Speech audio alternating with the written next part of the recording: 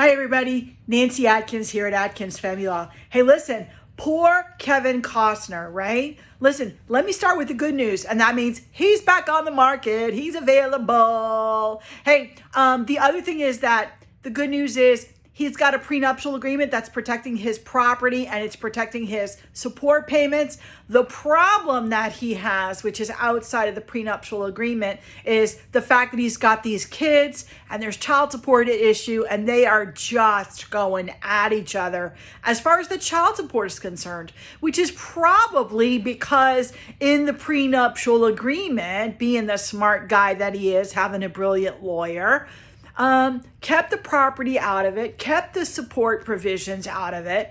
And I'm just amazed that the attorney for the soon-to-be STB ex-wife is saying, that the lifestyle that they want to get from him is in their blood. And that's just such a silly argument to make relative to child support. I'm not a California attorney. I'm a Florida attorney. And I know here in Florida, we put in the incomes, we put in the health insurance, we put in the daycare, aftercare, which is not even applicable in this situation because I think the youngest here is 14.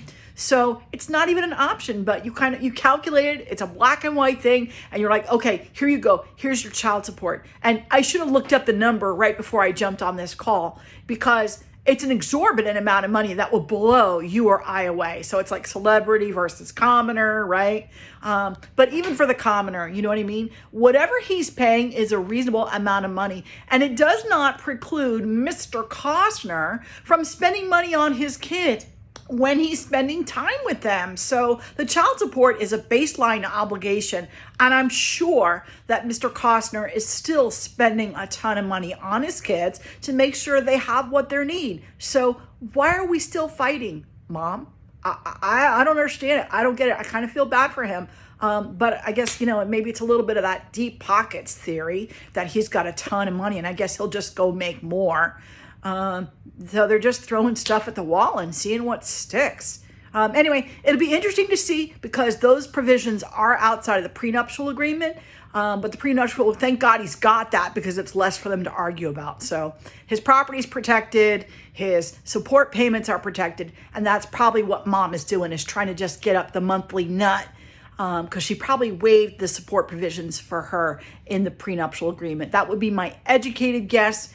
And that would be why the prenuptial agreement makes sense. But, the kiddos are always outside of that. So as long as you're in Florida, you do a prenuptial agreement to protect your property, protect the spousal support payments, and then the kids kind of just leave you open for exposure there. So think about the prenuptial agreement. It's great for celebrities and for commoners.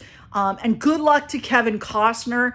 I got to go. Yellowstone is starting next week. All right, I'll talk to you guys later. Bye.